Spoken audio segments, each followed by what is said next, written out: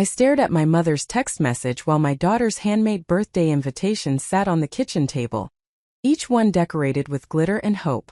"Sorry, sweetie, we just can't make it to Emma's party. Money is incredibly tight right now, and we need to be responsible." 3 weeks earlier, I had watched my parents write a check for $50,000 to cover my sister's destination wedding in Tuscany, smiling for photographs as they toasted her happiness with champagne that cost more per bottle than my monthly grocery budget. Before we jump back in, tell us where you're tuning in from. And if this story touches you, make sure you're subscribed, because tomorrow, I've saved something extra special for you. The kitchen was silent except for the sound of my phone vibrating against the granite countertop. I had been piping frosting onto cupcakes for Emma's 7th birthday party, trying to create the unicorn design she had requested, when the message arrived. My hands were covered in purple icing, so I used my knuckle to tap the screen and read the words that would become a turning point I could not have anticipated in that moment. The text from my mother was brief and matter-of-fact, delivered with the casual tone she might have used to decline a lunch invitation or postpone a routine shopping trip. There was no acknowledgement of what her absence would mean to Emma, no recognition that this would be the 3rd consecutive birthday my parents had found reasons to miss. Just a simple statement about financial constraints and the need for fiscal responsibility, as though these were new concerns that had suddenly emerged rather than excuses deployed with increasing frequency over the past several years. I set down the piping bag carefully, though my first instinct was to throw it across the room. I washed the icing from my hands with deliberate slowness, using the mundane task to give myself time to process the anger rising in my chest. Through the kitchen window, I could see Emma in the backyard with her father Marcus, both of them hanging streamers between the fence posts in preparation for Saturday's celebration. She had been talking about this party for months, planning every detail with the earnest seriousness that 7-year-olds bring to matters they consider important. Emma had specifically requested that her grandparents attend this year, because she wanted to show them the gymnastics routine she had been practicing. She had made them special invitations with their names written in her careful, oversized handwriting. She had even selected the flavor of cake based on what she remembered my mother mentioning she preferred during some long-ago conversation that Emma had stored away as precious information about people she desperately wanted to feel close to. My phone buzzed again, this time with a message from my sister Vanessa. The message contained a photograph of her and our parents at some upscale restaurant, all 3 of them dressed elegantly and raising glasses in a toast. The caption read, "Celebrating the final payment on the wedding. So grateful to Mom and Dad for making my dream day possible." The post had already accumulated dozens of likes and enthusiastic comments from friends and family members who had no idea about the text message I had received just moments earlier. I looked at that photograph for a long time, studying the genuine happiness on my parents' faces as they celebrated their financial investment in Vanessa's wedding. The destination event in Tuscany had included a 4-day celebration for 80 guests, with my parents covering not just the venue and catering but also subsidizing travel and accommodation for immediate family members who claimed they could not afford the trip otherwise. The total expenditure had been just over $50,000, a figure my father had mentioned with pride during the wedding toasts as he spoke about how nothing was too good for his little girl. That wedding had taken place 3 weeks ago. I had attended despite the significant financial strain it placed on my own household budget, despite having to use credit cards I could not easily pay off, despite knowing that Marcus and I would need to delay necessary home repairs to cover the travel costs. I had attended because Vanessa was my sister, because family was supposed to show up for each other, because I had been raised to believe that you made sacrifices for the people you loved even when those sacrifices were difficult or inconvenient. During the wedding weekend, my parents had been effusive in their generosity and expansive in their joy. They had hosted elaborate dinners, distributed expensive gifts to wedding party members, and made grand speeches about family bonds and unconditional love. My father had become emotional during his toast to Vanessa, speaking about how fatherhood had been the greatest blessing of his life, and how watching his daughter marry the man she loved represented the fulfillment of every hope he had carried since the day she was born.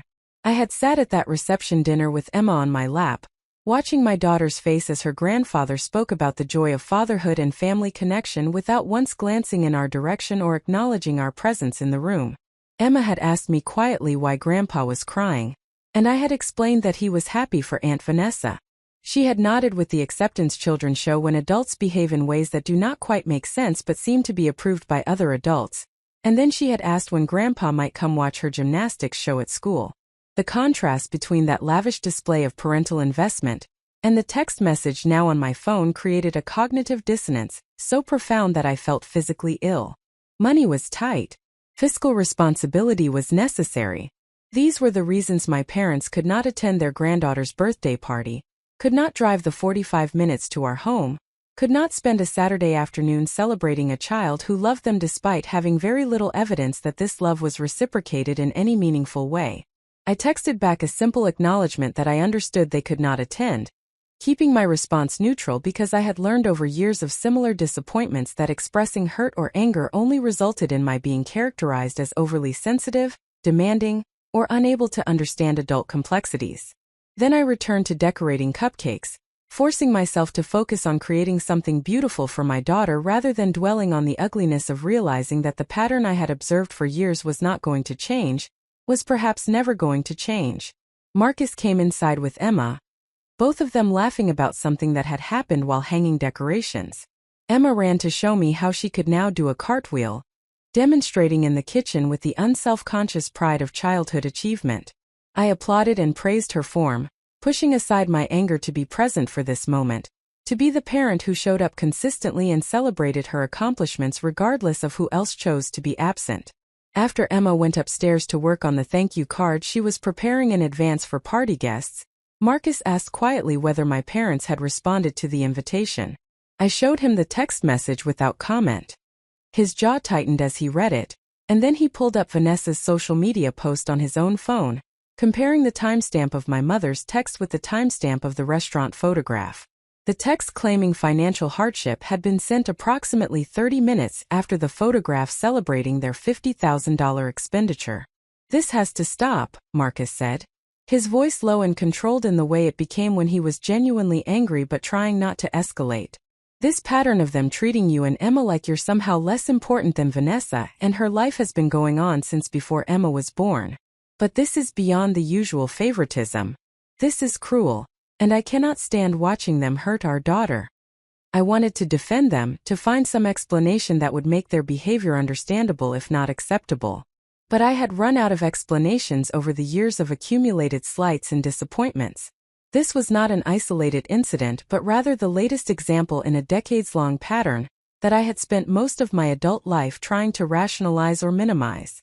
The favoritism had been present since childhood, though I had not recognized it as such until much later. Vanessa was 4 years younger than me, arriving after my parents had endured several miscarriages and lost hope of having another child. Her birth had been celebrated as a miracle, and from that beginning she had occupied a special position in the family hierarchy that was never explicitly stated but always understood. She was the precious one, the answer to prayers, the child whose needs and wants took automatic precedence over my own.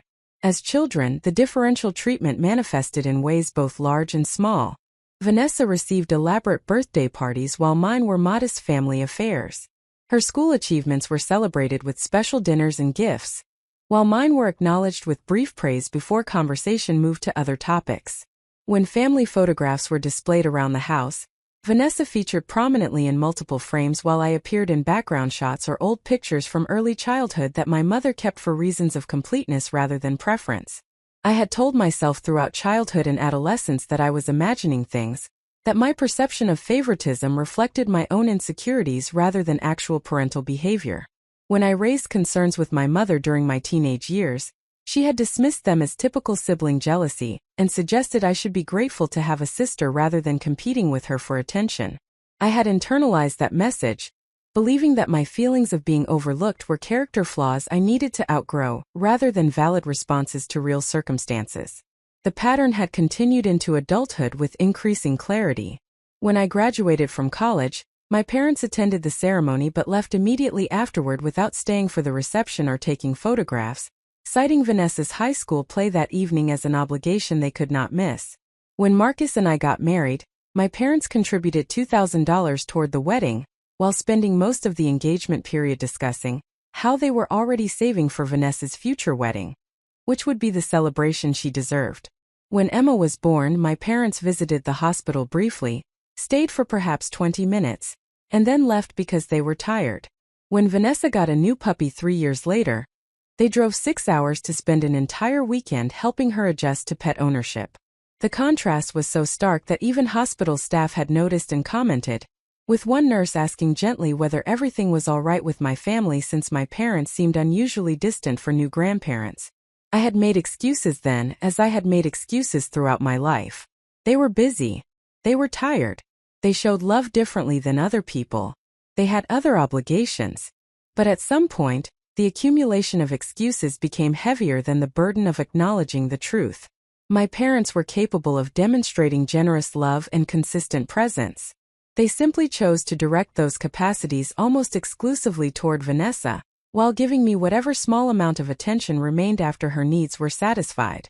The reasons for this differential treatment were complex and probably rooted in factors I could not fully understand. Perhaps the pregnancy losses before Vanessa's birth had created a particular attachment that made her seem more precious or vulnerable. Perhaps my own personality, quieter and more self-sufficient than Vanessa's demanding and social nature, had made me seem like I needed less attention or support. Perhaps there were dynamics between my parents and their own families that I had never been privy to, histories and wounds that shaped their capacity to connect with their children in balanced ways. But understanding potential reasons did not erase the impact of the behavior.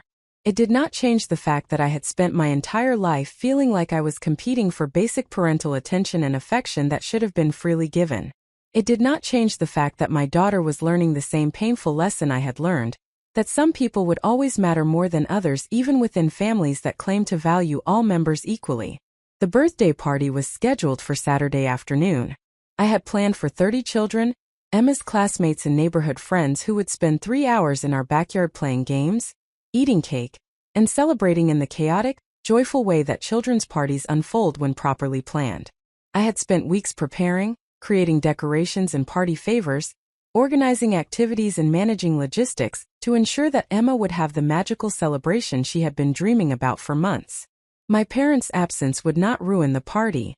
Emma would still have a wonderful time surrounded by friends and the family members who consistently showed up for her. Marcus's parents would be there, as they always were, providing the grandparent presence that my own parents could not or would not provide. My best friend Rachel would be there with her children, having adjusted her own schedule to ensure she could help with setup and supervision. But Emma would notice the absence, as she always did. She would ask why Grandma and Grandpa had not come.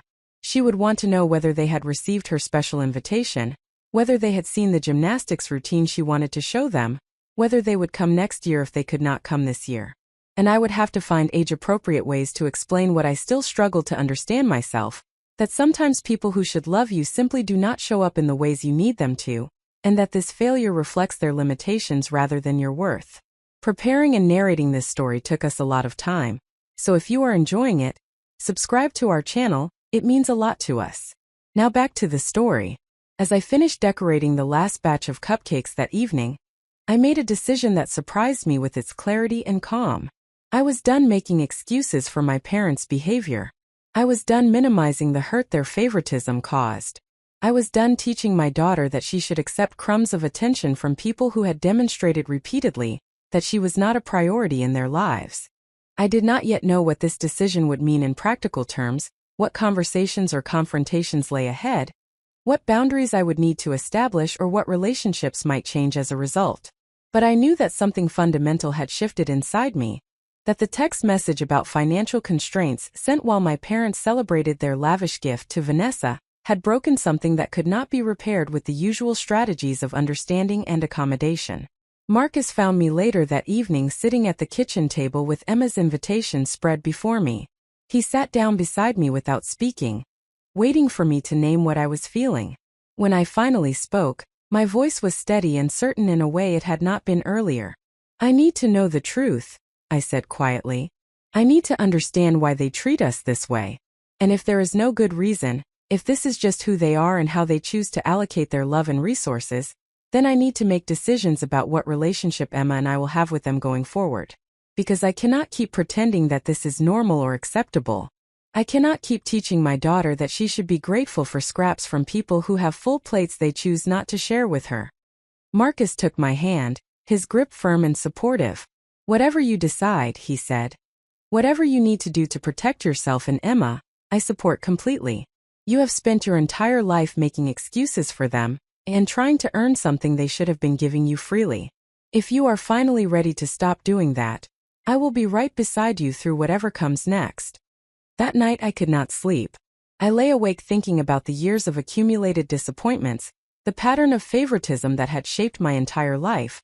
The impact I could already see this pattern having on Emma's sense of self-worth and family belonging. I thought about the $50,000 spent on Vanessa's wedding, and the text message claiming poverty as a reason to miss a child's birthday party. I thought about what it would mean to finally demand better treatment or establish distance if better treatment was not possible. I did not yet know that this decision would lead to discoveries that would fundamentally alter my understanding of my family history and my own identity. I did not yet know about the mentor who would help me build something meaningful from the pain of rejection. I did not yet know about the resources and relationships that would enable me to create security and purpose independent of my parents' approval or support. What I knew that night was simply that I was finished accepting less than I deserved. I was finished teaching my daughter to do the same. And whatever it took to change these dynamics, whatever difficult conversations or permanent separations might be required, I was ready to do that work.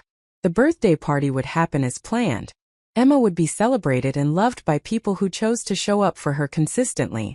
And after the party, I would begin the harder work of understanding why my parents had treated me the way they had and deciding what relationship was possible or healthy with people who seemed incapable of loving their children and grandchildren equally. I fell asleep finally in the early hours of morning, exhausted but also strangely peaceful. The decision to stop accepting unacceptable treatment felt like setting down a heavy burden I had been carrying without realizing how much it weighed. Whatever came next would be difficult, but it could not be more painful than continuing to hope that people who had shown me clearly who they were would somehow transform into the parents I needed them to be. Saturday morning arrived with sunshine and perfect weather for an outdoor party. As I worked through final preparations, hanging the last decorations and arranging the food table, I felt a sense of calm purpose that had been absent from previous party preparations. This celebration would be exactly what Emma deserved regardless of who chose to attend or absent themselves. And after today, I would begin the process of building a life where my worth and my daughter's worth were determined by people who consistently demonstrated love, rather than people who offered it conditionally and capriciously. The text message from my mother sat unanswered on my phone. A small lie about financial hardship that represented decades of larger lies about family priorities and parental love. I had not responded because I had nothing more to say to people who claimed poverty while funding luxury experiences for one child, and using that same claimed poverty as an excuse to avoid basic participation in another child's life. But silence was temporary. Soon enough, there would be conversations and confrontations that could not be avoided. Soon enough, I would demand answers to questions I had been afraid to ask throughout my life. And soon enough, I would discover truths that would explain everything while also requiring me to completely reconstruct my understanding of who I was and where I came from. For now, though, there was a party to host and a daughter to celebrate. Emma came downstairs in her party dress, her face glowing with excitement about the day ahead. She asked one more time whether Grandma and Grandpa were coming, and when I said gently that they could not make it, she accepted this with the resilience children develop when disappointment becomes routine. "That's okay, Mama," she said, hugging me tightly. "You and Daddy are here, and that's what matters most." Her words broke my heart and strengthened my resolve simultaneously. She deserved better than learning to accept parental absence as normal. She deserved better than developing the low expectations I had carried throughout my life. And I would make sure she got better, even if that meant making difficult decisions about which adults would have ongoing access to her heart and her trust. The party began at 2 o'clock, and within minutes our backyard filled with children's laughter and the controlled chaos of 37-year-olds playing party games. Emma was radiant, moving through her celebration with unself-conscious joy, surrounded by friends who had shown up to honor her special day. I watched her blow out candles on the unicorn cake, her face illuminated by 7 flames plus 1 for good luck, and I made my own silent wish that she would grow up knowing her worth regardless of who failed to recognize it. What I could not know in that moment was that the journey I was beginning would lead to discoveries that would change everything I believed about my family, my identity, and my own capabilities. I could not know about the woman who would become my mentor and guide, teaching me skills and confidence I never knew I possessed. I could not know about the business I would build, the success I would achieve, or the confrontation that would eventually force my parents to face the consequences of choices they had made throughout my entire life. What I knew was simpler and more immediate. I was done accepting unacceptable treatment. I was done making excuses for people who demonstrated through consistent action that they valued one daughter far more than another. And I was ready to discover who I could become when I stopped seeking validation from people who would never provide it, and started building a life based on my own values, and the love of people who chose to show up consistently and authentically. The birthday text that claimed financial hardship while celebration of a $50,000 wedding expenditure was still fresh on social media represented a turning point I had been approaching for years. Now I had arrived at that point, and I would not turn back regardless of what revelations or challenges lay ahead. The week following Emma's birthday party passed in a strange emotional fog. On the surface, everything appeared normal. I went to work at the marketing firm where I had been employed for 6 years, attended meetings, completed projects, and maintained the professional competence that had earned me consistent positive performance reviews. I picked Emma up from school each afternoon, helped with homework, prepared dinners, and maintained the routines that structured our family life. But underneath this functional exterior, something fundamental had shifted. I found myself reviewing memories with new clarity, seeing patterns that had always been present, but that I had deliberately avoided naming. The birthday text message had functioned like a key turning in a lock, opening a door to understanding I had kept firmly closed throughout my adult life. Once that door opened, I could not close it again. The memories came unbidden, arranging themselves into a narrative that was both painful and strangely clarifying. I was 32 years old, and I was finally allowing myself to see what had been true since early childhood. My parents had never treated Vanessa and me as equally valuable members of the family. The differential treatment was not subtle or ambiguous. It was consistent, documented, and profound. And my entire life had been shaped by the psychological gymnastics I had performed to avoid acknowledging this reality. The earliest memory that surfaced with new clarity dated back to when I was 6 years old.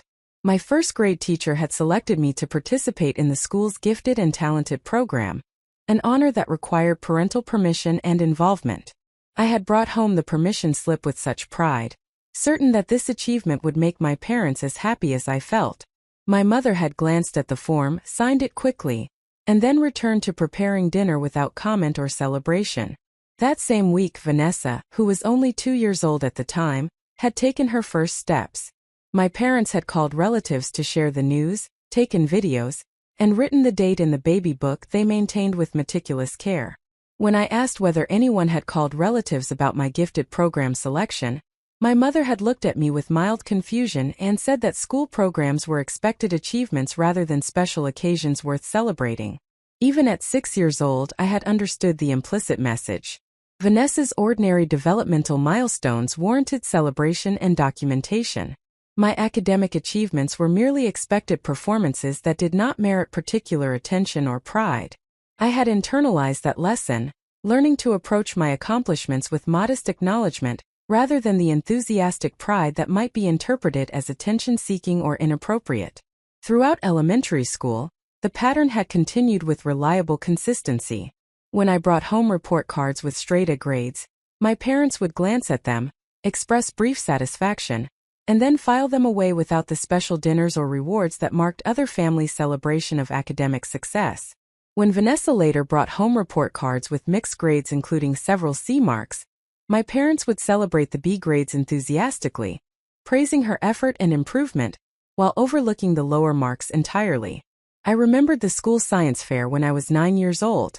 I had spent weeks developing a project about plant growth patterns, conducting careful experiments and documenting results with the thoroughness that would later serve me well in professional settings. My project won first place in the grade-level competition, qualifying for the district-wide fair. I had rushed home to share this news. Anticipating that surely this achievement would warrant the kind of parental pride I had witnessed other children receive for similar accomplishments. My father had been helping 5-year-old Vanessa learn to ride her bicycle without training wheels when I arrived home with my blue ribbon and certificate. I had waited patiently while they completed another circuit of the driveway, and then I had shown him my award.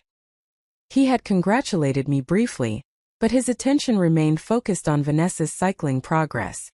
When I asked whether he would attend the district fair, he had explained that weekends were valuable family time, and that school events during those hours represented an imposition on the schedule. Yet 3 weeks later, when Vanessa had a dance recital that lasted 4 hours and required travel to a venue 90 minutes away, the entire family had attended without question.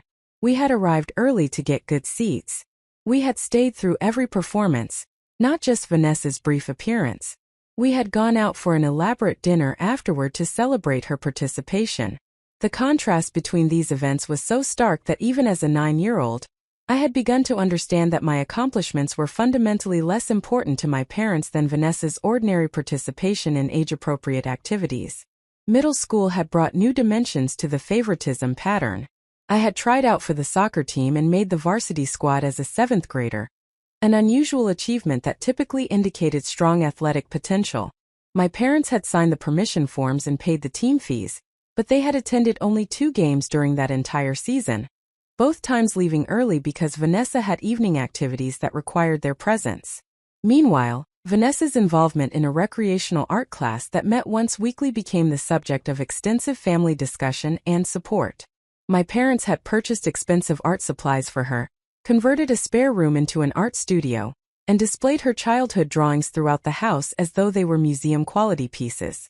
When I mentioned that the varsity soccer coach had suggested I might qualify for college athletic scholarships if I continued developing my skills, my mother had responded that sports were fine as hobbies, but that I should focus on academics rather than pursuing athletic recognition. The message had been clear and consistent. My actual achievements were less valuable than Vanessa's ordinary participation in activities that interested her. Excellence in athletics, academics, or any other domain would never earn me the kind of enthusiastic parental support that Vanessa received simply for showing up to casual recreational activities. I had learned to stop expecting equal treatment and to take pride in my accomplishments privately rather than seeking validation from parents who would not provide it. High school had intensified these patterns, while also adding financial dimensions to the differential treatment. When I expressed interest in attending a summer academic program for high-achieving students, my parents had explained that the cost was prohibitive and that I should find local alternatives. The program cost $1,200 for 2 weeks. 6 months later, my parents had spent $3,000 sending Vanessa to a month-long sleepaway camp that she had mentioned wanting to attend after seeing a friend's photographs on social media. When I questioned this discrepancy, my father had explained that Vanessa needed social development opportunities because she was naturally shy, while I was already academically successful and did not require additional programs to develop skills I had already demonstrated. The logic was circular and self-serving. Vanessa's needs justified expenditures regardless of cost, while my needs were dismissed as unnecessary given my existing capabilities that had been developed without parental investment. I had worked part-time throughout high school to fund my own extracurricular activities and college application expenses. I had saved money from babysitting and retail work, carefully budgeting to cover SAT preparation courses, college visits, and application fees that my parents claimed they could not afford. Meanwhile, Vanessa's high school experience several years later had been fully funded by our parents, who paid for SAT tutoring, multiple college visits including overnight trips to distant states, and professional college consulting services that cost thousands of dollars. When I pointed out this disparity during Vanessa's junior year, my mother had become defensive and angry. She had accused me of being jealous and unable to celebrate my sister's opportunities. She had insisted that each child received what they needed when they needed it, and that I was being small-minded by keeping score of financial expenditures rather than appreciating that both daughters were loved equally even if that love manifested differently. But love that manifested as consistent investment in one child and consistent neglect of another was not equal love by any meaningful definition. And I had known this even as I accepted my mother's explanation and apologized for raising the concern. I had learned that questioning the favoritism resulted in being characterized as jealous, petty, or ungrateful, and that accepting the unequal treatment with outward grace was the only response that would be tolerated. College had provided temporary relief from the constant comparison and differential treatment. I had attended a state university 3 hours from home, far enough that I could not easily return for weekends but close enough that the distance did not seem like deliberate avoidance. I had thrown myself into academics and campus activities, building a life that was separate from family dynamics, and that allowed me to discover who I might become without the constant reminder that I was less valued than my sister. I had excelled in college, making the dean's list every semester, earning leadership positions in campus organizations, and graduating summa cum laude with a degree in marketing and communications. My parents had attended graduation, arriving late and leaving immediately after the ceremony without staying for the reception or taking time to tour campus or meet the professors who had mentored me. They had needed to return home because Vanessa, then a high school senior, had a friend's graduation party that evening that she wanted to attend. The symbolism had been perfect and painful. Even my college graduation, the culmination of 4 years of hard work and significant achievement, mattered less than Vanessa's desire to attend a casual social event. I had smiled for a few quick photographs with my parents, hugged them goodbye, and then spent the rest of graduation day with friends whose families had stayed to celebrate properly, whose parents had taken them out for special dinners and expressed genuine pride in their accomplishments. When Marcus and I had gotten engaged 2 years after college, I had allowed myself to hope that perhaps marriage would shift family dynamics. Perhaps my parents would recognize that I was building an adult life of substance and meaning. Perhaps the addition of a son-in-law and the prospect of future grandchildren would inspire them to invest more consistently in relationship with me. These hopes had been naive, but I had not yet learned to protect myself from the disappointment of expecting basic parental involvement. My parents had contributed $2,000 toward wedding expenses, a gesture I had initially received with gratitude until I mentioned the amount to my grandmother during wedding planning. My grandmother had looked surprised and then uncomfortable before explaining that when my parents had married 30 years earlier, my grandmother had given them $15,000 as a wedding gift, which in contemporary dollars would be equivalent to approximately $35,000. She had assumed my parents would extend similar generosity to their own children. I had absorbed this information with the sick feeling that came from having one's worst suspicions confirmed. My parents had received substantial family financial support for their own wedding, but were contributing a tiny fraction of that amount to mine. When Vanessa got engaged 4 years later, I learned through family conversations that my parents had not only contributed $25,000 to her wedding, but had also taken out a personal loan to provide an additional $25,000, because they wanted her to have the destination wedding she had dreamed about since childhood. The destination wedding in Tuscany that had cost over $50,000 had been discussed throughout Vanessa's engagement as though it were a reasonable and expected expenditure for parents to make. My father had spoken with pride about how nothing was too good for his baby girl, how he wanted her to have memories that would last a lifetime, how providing this experience for her represented the fulfillment of his role as father. The speeches during the wedding reception had emphasized these themes repeatedly, with my father becoming emotional as he described the joy of giving his daughter everything she deserved. I had sat at that reception with Marcus and Emma, watching this display of lavish parental generosity while remembering my own modest wedding in a local venue with a reception limited by the small budget we had cobbled together from my parents' minimal contribution and our own savings. The contrast had been impossible to ignore, yet I had maintained composure throughout the weekend, smiling appropriately and expressing happiness for Vanessa because that was the role I had been trained to perform. Emma's birth 3 years into my marriage had represented another opportunity for hope that proved misplaced. I had imagined that becoming grandparents would inspire my parents to deepen their relationship with me, that their love for their grandchild would translate into more consistent presence and engagement.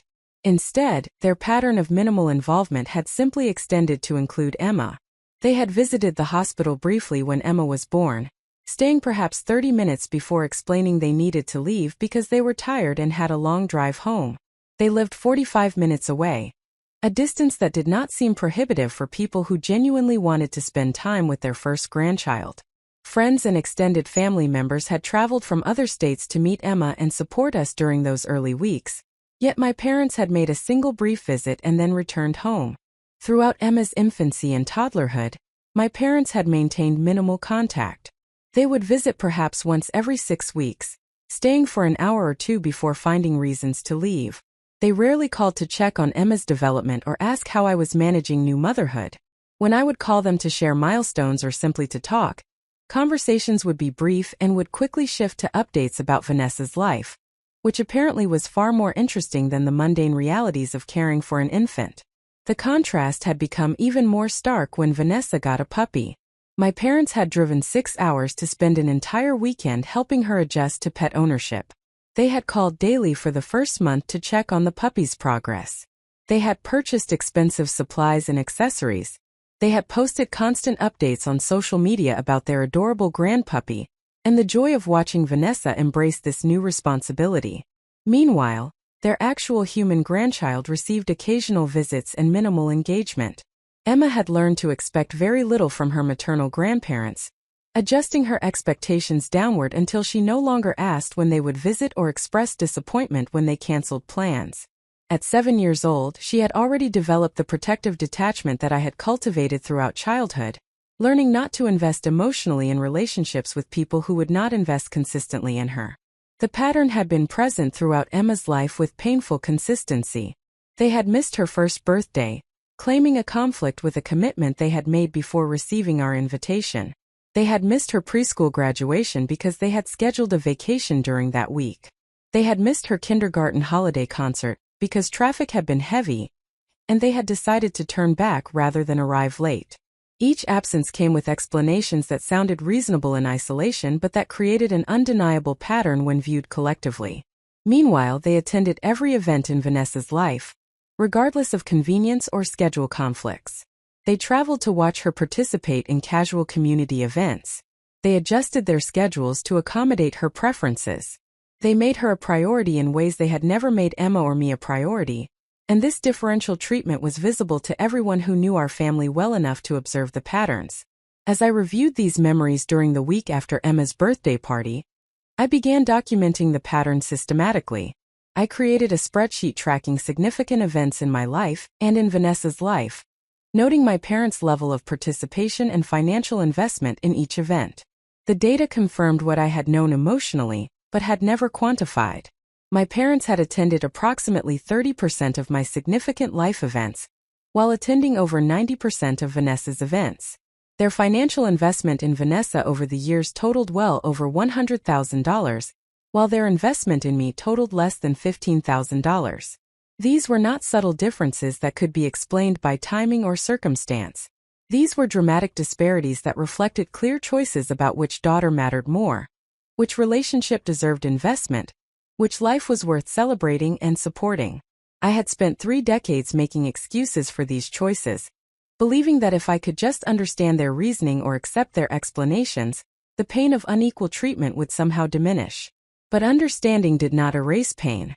Accepting explanations did not change the impact of consistent rejection.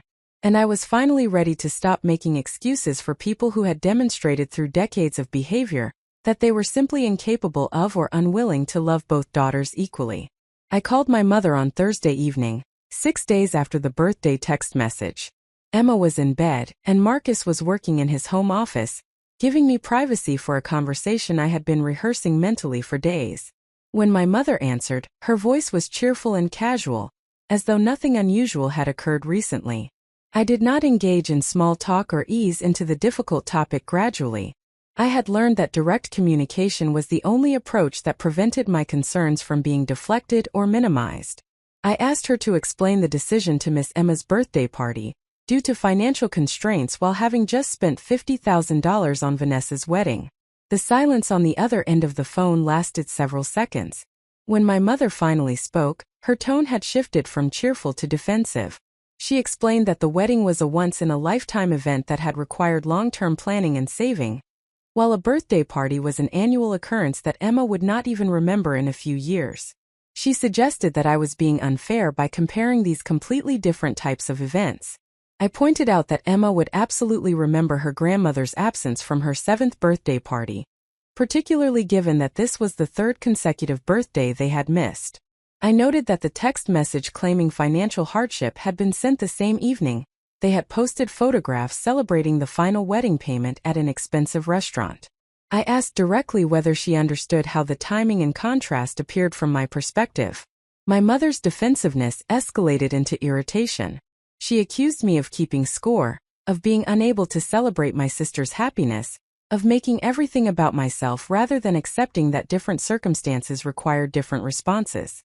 She insisted that they loved both daughters equally, and that I was choosing to interpret their choices in the most negative possible way, rather than extending the grace and understanding that family members should offer each other. I asked her to explain the pattern of differential treatment that had characterized my entire life. I mentioned specific examples from childhood, adolescence, and adulthood. I noted the dramatic disparity in financial investment, attendance at significant events, and basic presence and engagement. I asked her to explain how equal love could manifest in such profoundly unequal treatment across 3 decades. Her response was revealing in its lack of specificity or accountability. She claimed that each child had different needs, and that good parenting meant responding to those needs, rather than treating all children identically. She insisted that I had always been independent and self-sufficient, requiring less support, while Vanessa needed more guidance and involvement. She suggested that my success in life proved that their parenting approach had been effective, and that I was being ungrateful by criticizing choices that had clearly produced positive outcomes. The circular logic was maddening but also clarifying. In my mother's framework, my independence and success justified the neglect that had forced me to become independent and successful. Vanessa's need for support justified the lavish investment that prevented her from developing the independence I had been required to develop. The outcome was the same regardless of starting premise. Vanessa deserved more attention, more money, more presence, more celebration, while I should be grateful for whatever minimal involvement they chose to provide. I told my mother that I needed time to think about what relationship was possible or healthy going forward. I explained that I could not continue teaching Emma to accept minimal investment from grandparents who clearly had capacity for much greater involvement when they chose to direct that capacity toward others. I said that I would be in touch when I had clarity about boundaries and expectations, but that for now I needed space from interactions that consistently reinforced the message that Emma and I were less valuable than Vanessa. My mother responded with shock and hurt, claiming that I was being dramatic, and that families work through difficulties rather than creating distance over disagreements about party attendance. She insisted that I was overreacting, and that I would regret damaging family relationships over something so trivial. She warned me that I was setting a terrible example for Emma about how to handle conflict and disappointment. I ended the conversation without agreeing to anything or committing to any particular timeline for future contact. I simply said that I needed space and that I would reach out when I was ready. After hanging up, I sat in silence for a long time, processing the conversation and recognizing that nothing had changed. My mother had not acknowledged the pattern, had not taken responsibility for the impact of her choices, had not expressed any intention to treat Emma and me with the same consideration she extended routinely to Vanessa. The conversation had confirmed what I already knew but had been afraid to fully accept. This was who my parents were. This was how they had chosen to allocate their love and resources throughout my entire life. And no amount of explaining or hoping or waiting would change these fundamental patterns. Marcus found me still sitting in the dark living room an hour after the phone call ended. He sat beside me without speaking, his presence a reminder that I was not alone even when facing the loneliness of being consistently devalued by the people who should have valued me most. When I finally spoke, my voice was calm and clear. I told him that I was done hoping my parents would change. I was done making excuses for their behavior. I was done teaching Emma that she should accept crumbs from people who had full plates they chose not to share. I did not yet know exactly what boundaries I would establish or what relationship would be possible going forward, but I knew that the old pattern of accepting unacceptable treatment was over permanently. What I could not know in that moment was that the journey ahead would lead to discoveries that would reframe everything I understood about my family history. I could not know about the mentor who would help me see my own capabilities and potential. I could not know about the success I would build or the confrontation that would eventually force my parents to face consequences for choices they had made throughout my life. What I knew was simpler and more immediate. I deserved better. Emma deserved better. And I was finally ready to stop settling for less than we deserved, regardless of what that decision would cost in terms of family relationships or social comfort. The pattern recognition phase was complete. Now came the harder work of deciding what to do with this clarity. How to build a life that honored my worth rather than accepting the diminished value my parents had assigned to me. The journey ahead would be difficult, but it could not be more painful than continuing to hope for love from people who had demonstrated across decades that they were incapable of providing it equally to both daughters. The decision to establish distance from my parents created an unexpected void in my daily life. For 32 years, I had organized my thoughts and experiences around the central question of whether I was doing enough to earn their approval or understanding. Even when that approval never materialized, the pursuit of it had provided a strange kind of structure to my identity and choices. Now, having decided to stop seeking what they would not give, I faced the disorienting task of figuring out who I was without that framework. The first 2 weeks after my phone conversation with my mother passed in deliberate silence. She called 3 times during that period, leaving voicemails that progressed from hurt confusion to irritated impatience. She claimed not to understand why I was creating drama over a simple scheduling conflict. She insisted that I was damaging family relationships over nothing, and that I needed to stop being so sensitive about perceived slights that existed only in my imagination. I did not return the calls because I had nothing new to say, and because engaging with her would only result in the same circular conversations that had characterized our relationship for decades. My father sent a single text message during this period. The message was brief and conveyed his position with characteristic bluntness. He wrote that I was being unreasonable, and that my behavior was causing my mother unnecessary stress during a time when she was already dealing with various health concerns he did not specify. He suggested that I needed to grow up and stop expecting the world to revolve around my feelings. He concluded by stating that family meant accepting people, as they were rather than demanding they change to meet unrealistic expectations. I read that message multiple times, struck by the complete absence of self-awareness it revealed. He was demanding that I accept them exactly as they were while simultaneously insisting that I change my response to their behavior. He was characterizing my request for equal treatment as unrealistic expectation while apparently viewing their decades of favoritism as reasonable family dynamics. The hypocrisy was so transparent that I felt something close to relief.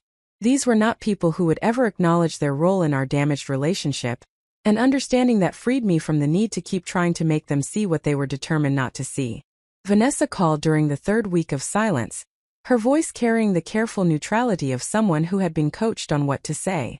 She explained that Mom and Dad were really upset about the situation, and that she was worried about the stress this conflict was creating for everyone. She suggested that perhaps I had misunderstood their intentions regarding Emma's birthday, and that it would be good for all of us to sit down and talk through the miscommunication before it caused permanent damage to family relationships. I asked Vanessa directly whether she understood that our parents had treated us differently throughout our entire lives. I asked whether she had noticed the disparity in financial investment, attendance at events, and basic presence and engagement. I asked whether she recognized that the $50,000 wedding they had funded for her stood in stark contrast to the $2,000 they had contributed to my wedding and the birthday party they had skipped while claiming poverty. The silence on her end of the phone lasted long enough that I wondered whether the call had disconnected. When she finally spoke, her voice had lost its careful neutrality and carried something that sounded like defensive guilt. She acknowledged that yes, Mom and Dad had always been more involved in her life, but she suggested this was because I had never seemed to need or want their involvement the way she did. She claimed that I had always been distant and independent, while she had actively cultivated close relationships with them.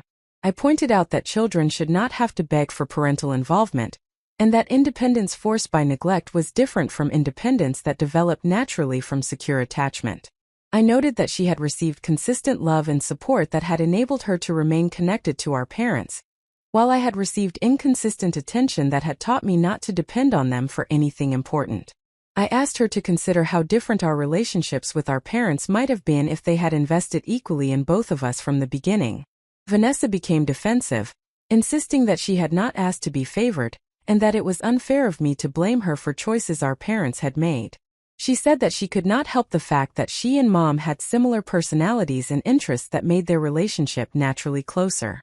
She suggested that perhaps I was jealous of her relationship with our parents rather than actually concerned about fairness or equal treatment.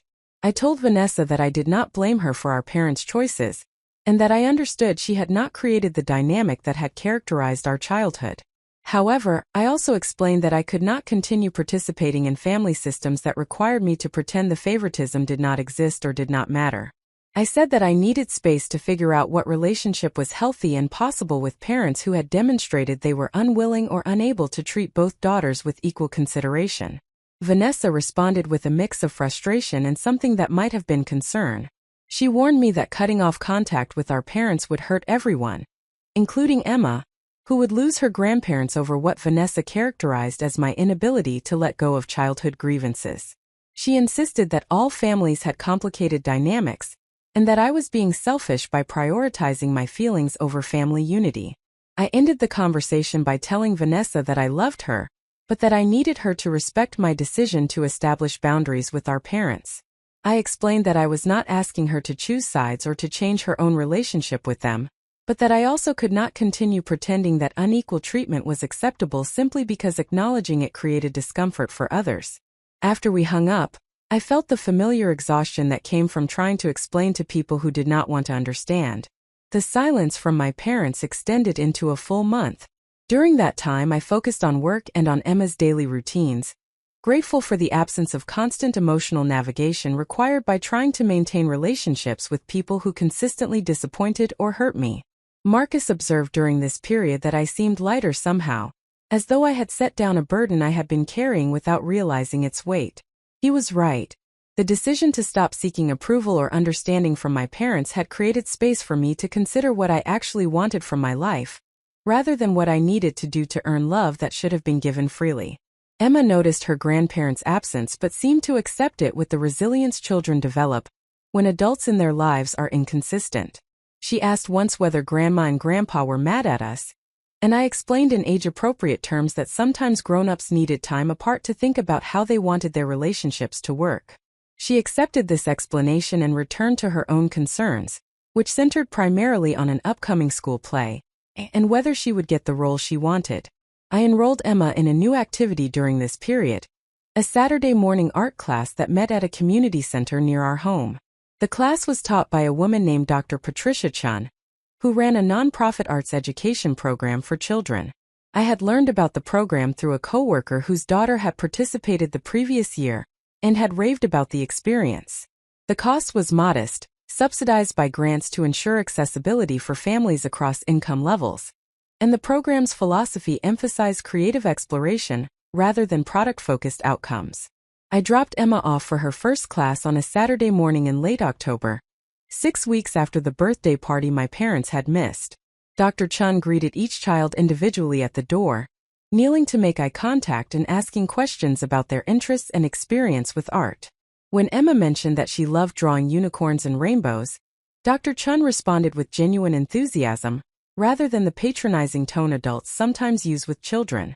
She told Emma that the class would explore many different ways to create art, and that unicorns and rainbows could definitely be part of her creative process. I stayed for the first few minutes of class, watching through the window as Dr. Chun introduced the day's project, and the children settled into their workstations. Something about the atmosphere in that classroom caught my attention. Dr. Chun moved through the space with calm authority, offering guidance without taking over the children's creative processes, celebrating their choices without imposing her own aesthetic preferences. The children were engaged and happy, working independently but also occasionally sharing ideas or materials with natural cooperation. When I returned to pick up Emma 2 hours later, I found her covered in paint and absolutely glowing with excitement. She had created an abstract painting that incorporated rainbow colors and suggested shapes that might have been unicorns, or might have been something else entirely.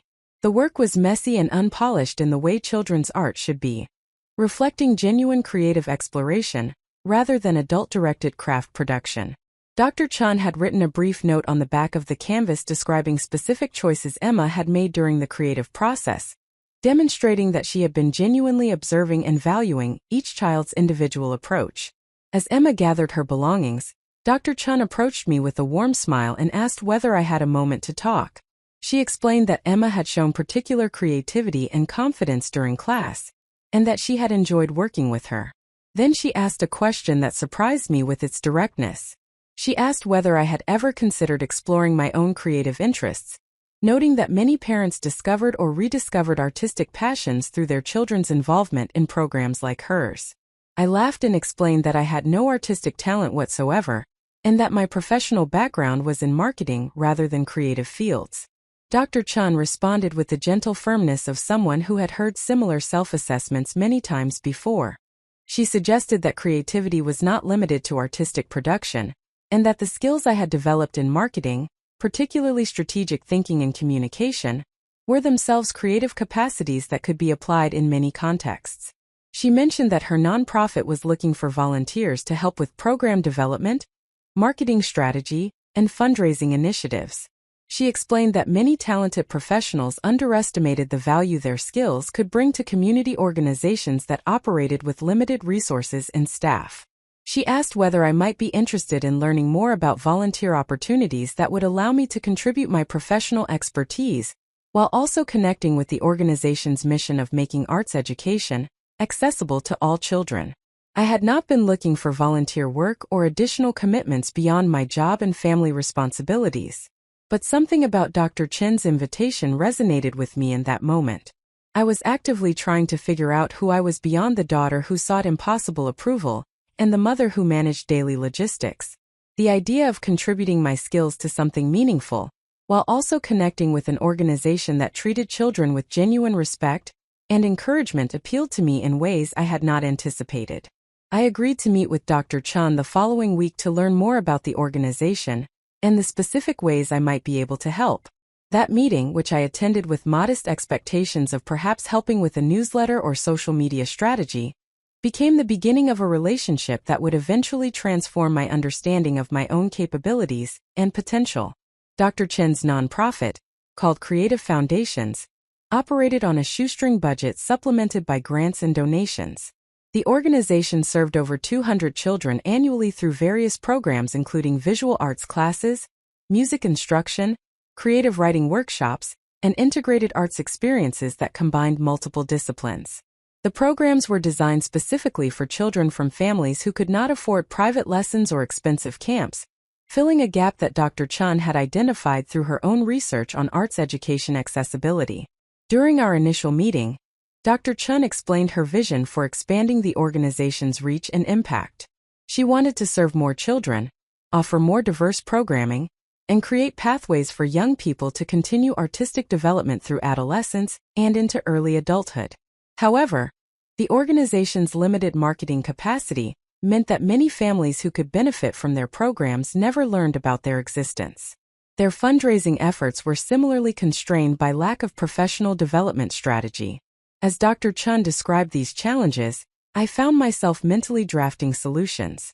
I suggested approaches for social media engagement that would not require significant budget, but would increase visibility within target communities. I outlined strategies for partnership development with schools and community centers that could provide referrals and help identify families who would benefit from their programs. I proposed frameworks for donor cultivation that would move beyond one-time contributions toward sustained giving relationships. Dr. Chun listened with complete attention, occasionally taking notes, and when I finished sharing initial thoughts, she looked at me with an expression I had rarely seen directed toward me.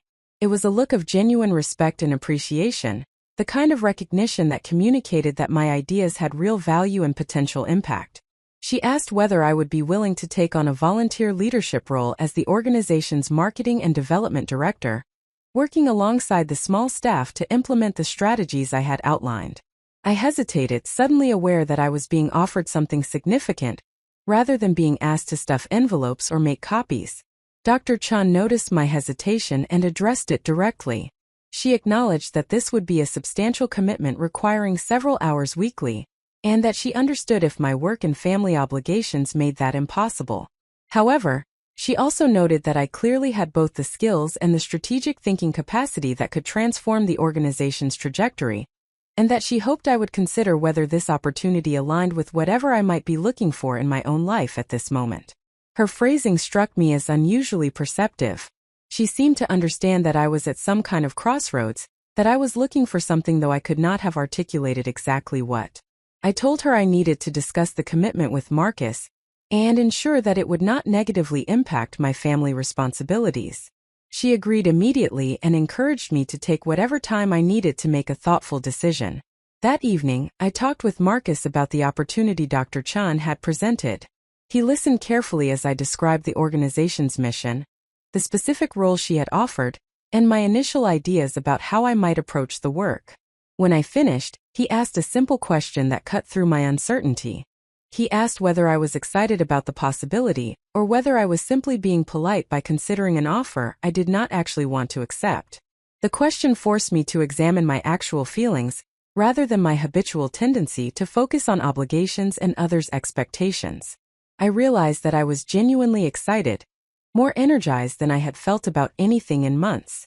The idea of using my professional skills to support an organization that treated children with respect and provided opportunities for creative development appealed to me at a level that went beyond professional interest.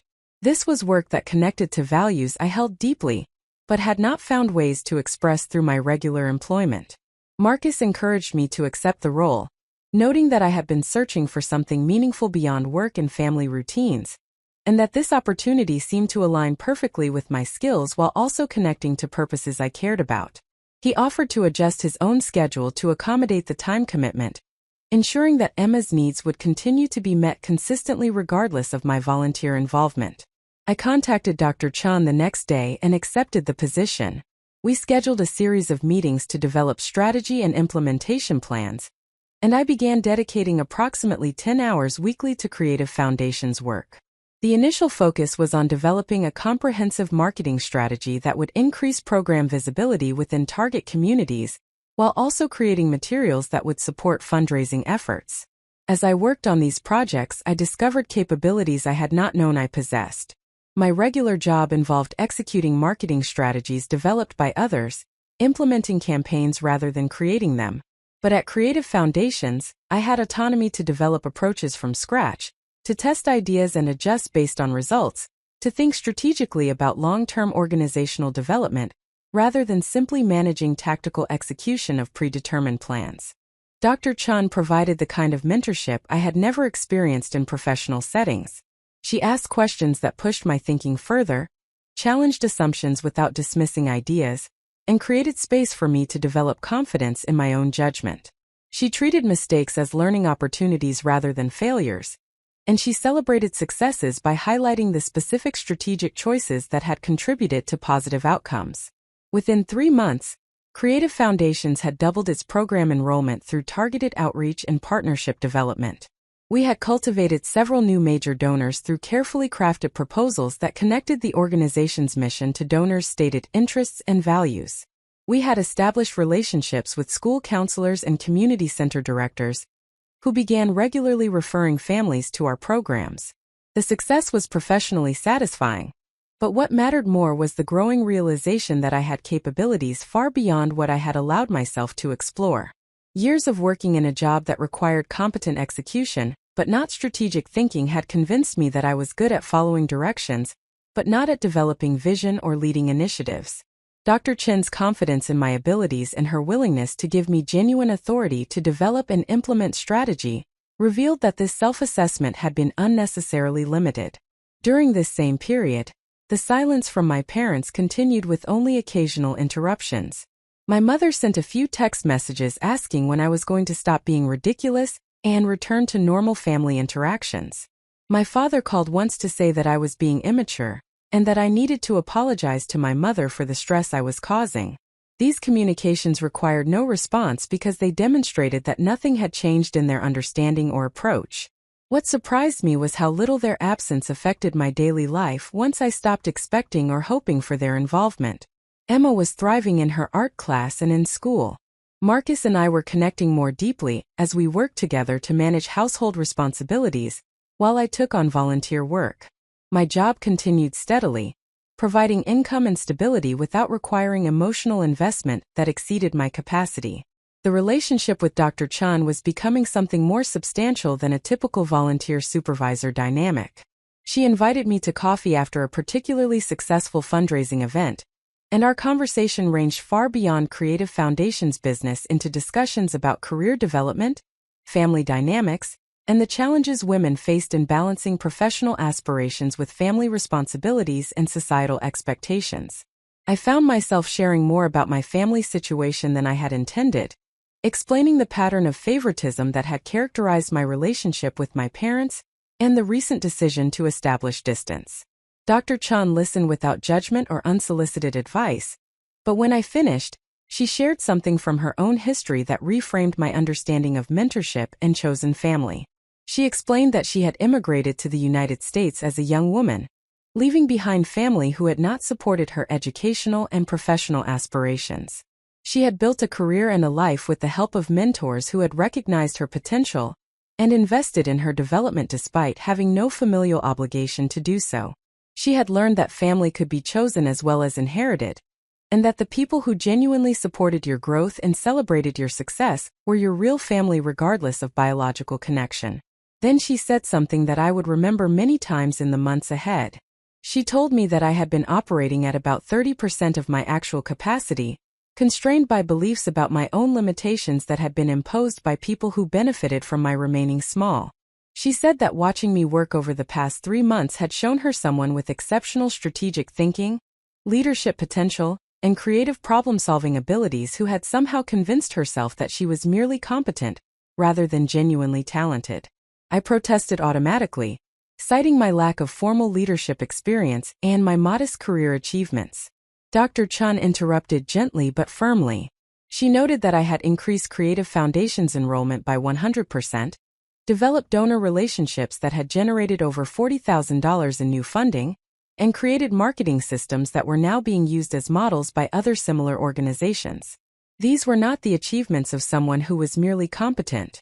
These were results that demonstrated genuine capability, constrained only by lack of opportunity and encouragement.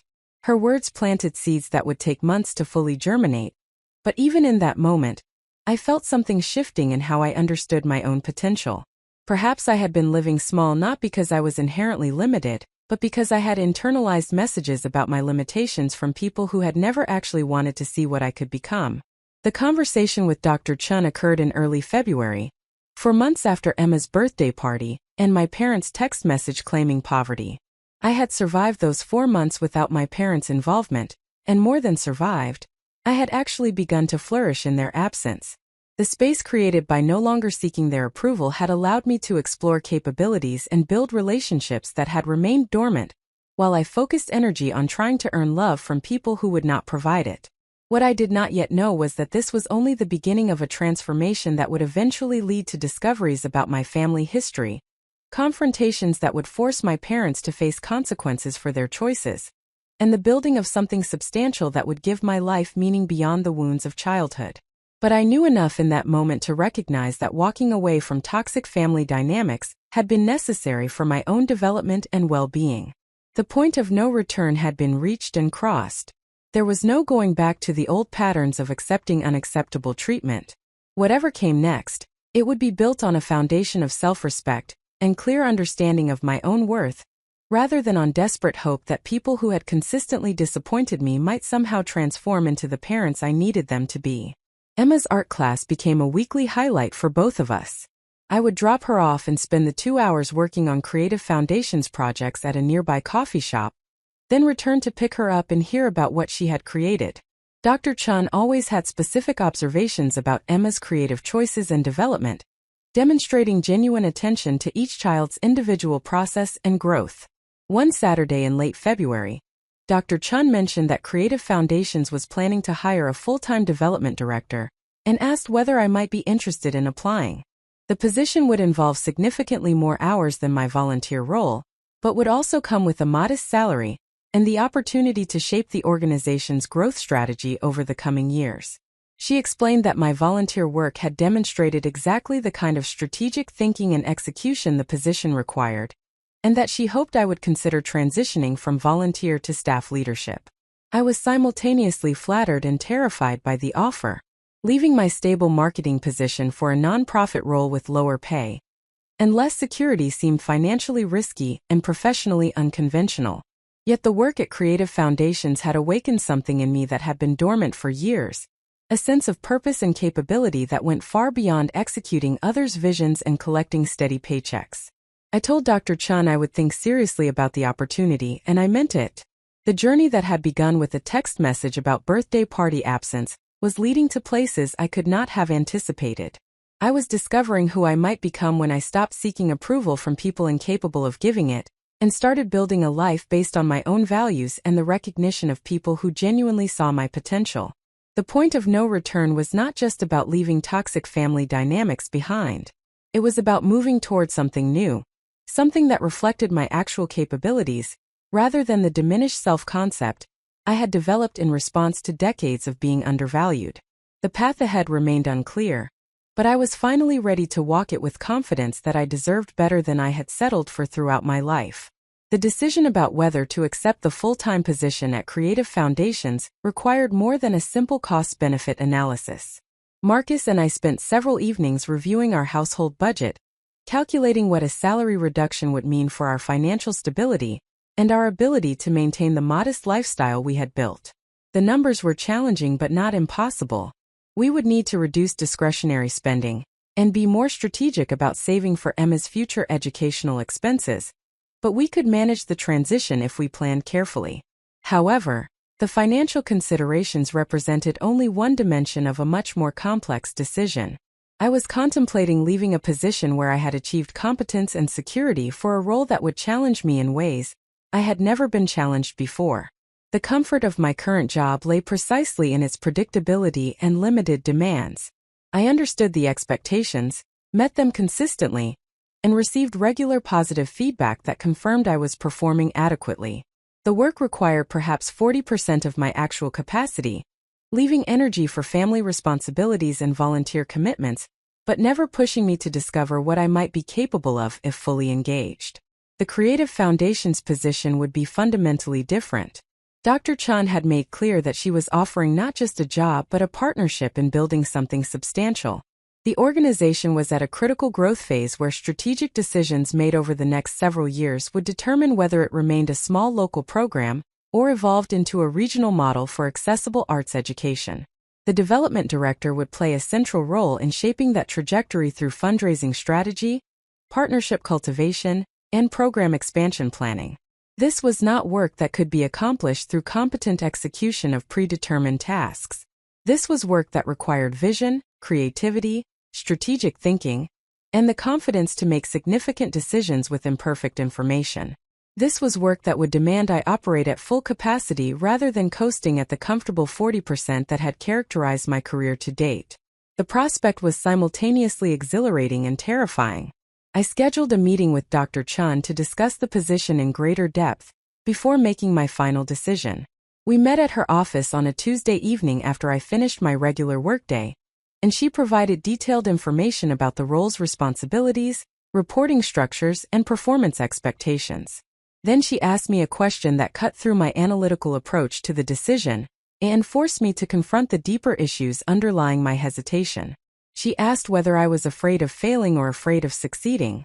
She noted that I had demonstrated clear capability to excel in the role through my volunteer work, so fear of failure seemed unfounded, given the evidence of my actual performance.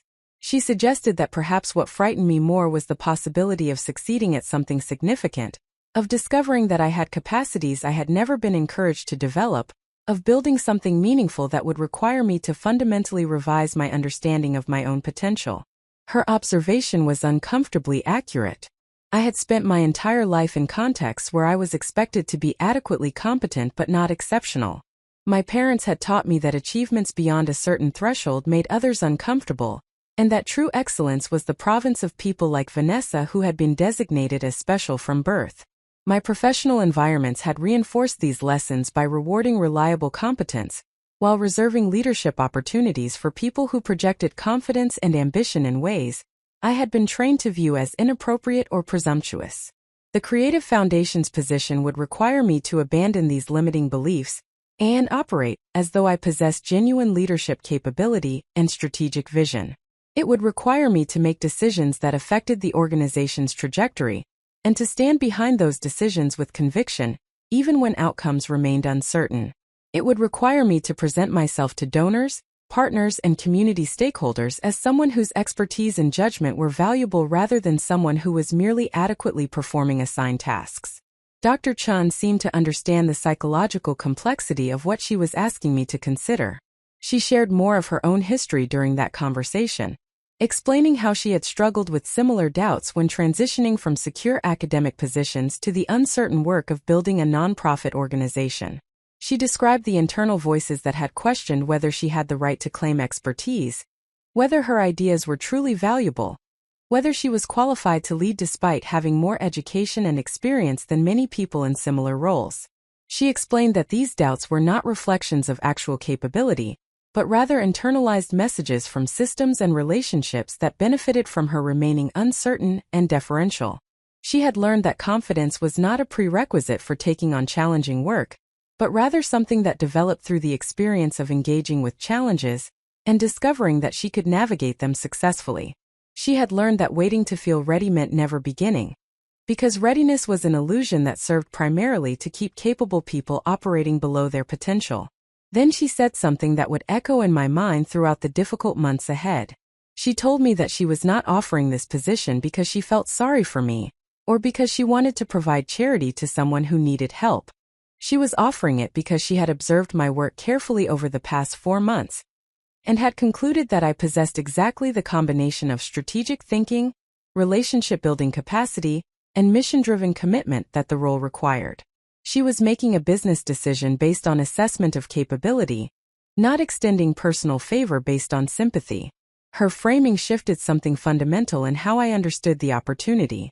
This was not about someone rescuing me from my limited circumstances. This was about someone recognizing abilities I possessed but had never been encouraged to fully develop. This was about being seen accurately rather than being helped charitably. The distinction mattered profoundly because it meant that accepting the position would be claiming something I had earned rather than accepting something I needed. I told Dr. Chun that I would provide my answer within 1 week, and she accepted this timeline without pressure or impatience. I spent that week in careful deliberation, weighing not just financial considerations, but also deeper questions about what kind of life I wanted to build, and what kind of person I wanted to become. The safe choice was to remain in my current position, maintaining the stability and predictability that protected me from the vulnerability of attempting something ambitious and potentially failing publicly. But safety had costs that were becoming increasingly apparent. Staying in work that required only 40% of my capacity meant that 60% of my potential would remain forever dormant. Operating in environments where I was expected to be adequately competent but not exceptional meant that I would never discover what I might be capable of if genuinely challenged and supported. Choosing comfort over growth meant accepting that the limited self-concept I had developed in response to my parents' treatment would define the boundaries of my entire life. Marcus observed during this period that I seemed to be wrestling with something more significant than a job change. He was right. I was wrestling with the question of whether I would allow the wounds of childhood to determine the scope of my adult life, or whether I would choose to discover who I might become if I rejected the limitations that had been imposed on me by people who had never wanted to see my full potential. On the final day of my self-imposed deadline, I called Dr. Chun and accepted the position. My hands shook as I made the call, and my voice carried uncertainty that I tried unsuccessfully to mask. Dr. Chun responded with warmth and professional confidence, welcoming me to the team and outlining the transition timeline we would follow over the coming weeks. She acknowledged that the decision required courage, and that she respected my willingness to take on meaningful challenge rather than remaining in comfortable but limiting circumstances. I gave notice at my marketing position 2 days later, explaining to my supervisor that I had accepted an opportunity to lead development for a nonprofit organization focused on arts education accessibility. My supervisor was surprised and supportive, noting that I had been a reliable employee, but that she had sometimes wondered whether I was fully engaged by the work we did. She wished me success and agreed to provide a positive reference for my personnel file. The transition period lasted 4 weeks. I worked to ensure that my current projects were completed or properly handed off to colleagues, while also beginning to take on increased responsibilities at Creative Foundations in preparation for my full-time start date. Dr. Chun structured this transition thoughtfully, gradually increasing my involvement in strategic decisions and donor relationships so that I would feel prepared rather than overwhelmed when I officially began the new role. During this transition, I began to understand more fully what Dr. Chen's mentorship would entail. She did not simply assign tasks and evaluate performance. She actively worked to develop my capabilities through carefully structured learning opportunities. When I expressed uncertainty about approaching major donors for six-figure commitments, she did not dismiss my concern or offer false reassurance. Instead, she walked me through her own process for donor cultivation, shared examples of successful and unsuccessful approaches, and then created opportunities for me to practice these skills with her guidance and feedback. When I needed to develop program expansion proposals that would require board approval, Dr. Chen did not write the proposals herself or provide templates for me to fill in. She asked questions that pushed my thinking about program design, sustainability, and impact measurement. She challenged assumptions and highlighted considerations I had overlooked. But she also made clear that she trusted my judgment to make sound decisions, and that she would support the proposals I developed even if she might have made different choices herself. This approach to mentorship was entirely foreign to my previous professional experience. My earlier supervisors had either micromanaged my work, indicating through their oversight that they did not trust my judgment, or had provided minimal guidance, leaving me to figure out complex tasks through trial and error without support or feedback. Dr. Chen somehow managed to provide substantial guidance, while also communicating genuine confidence in my developing capabilities.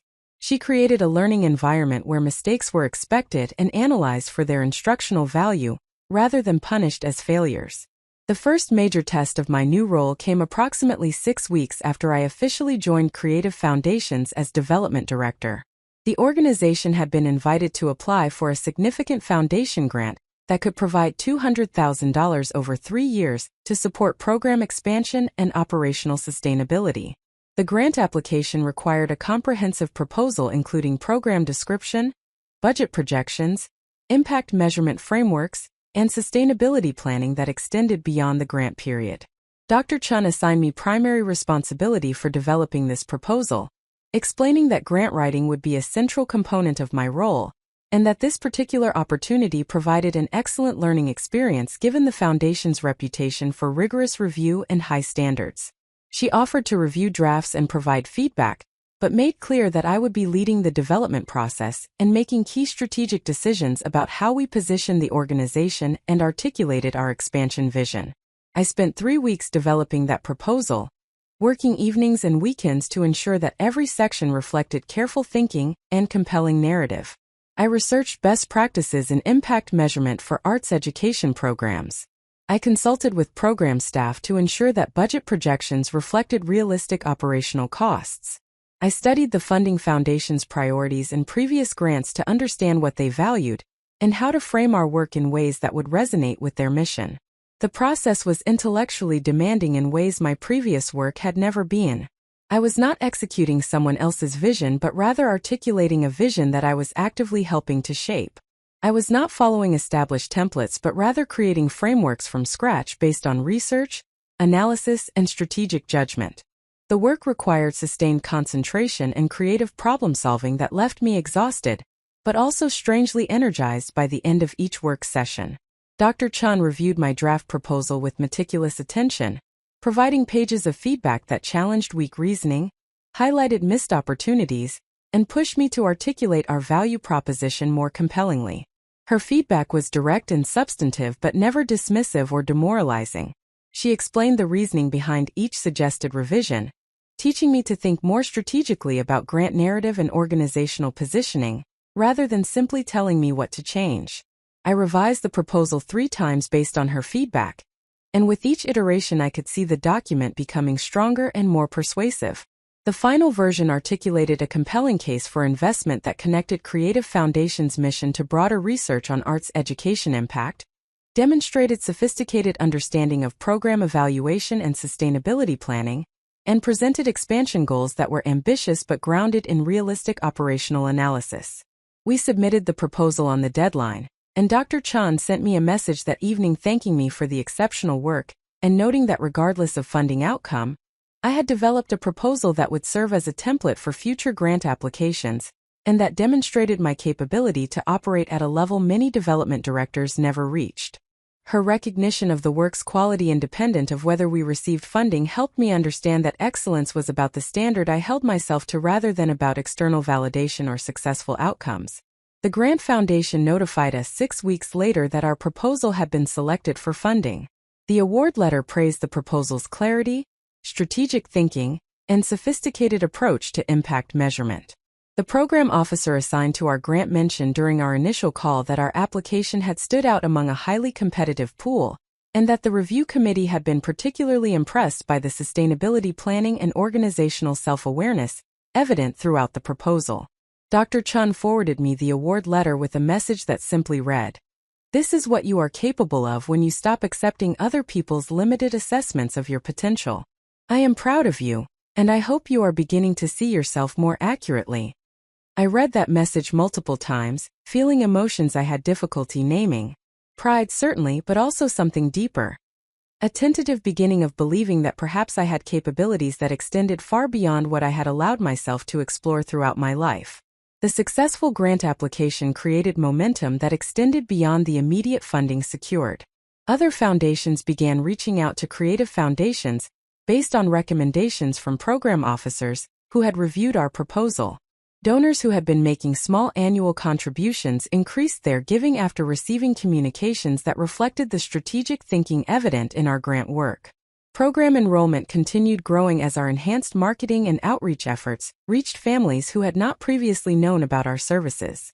Within 6 months of joining Creative Foundations full-time, I had helped secure over $400,000 in new funding commitments, developed partnerships with 15 schools and community organizations that generated regular program referrals, and created systems for donor cultivation and stewardship that significantly improved retention rates.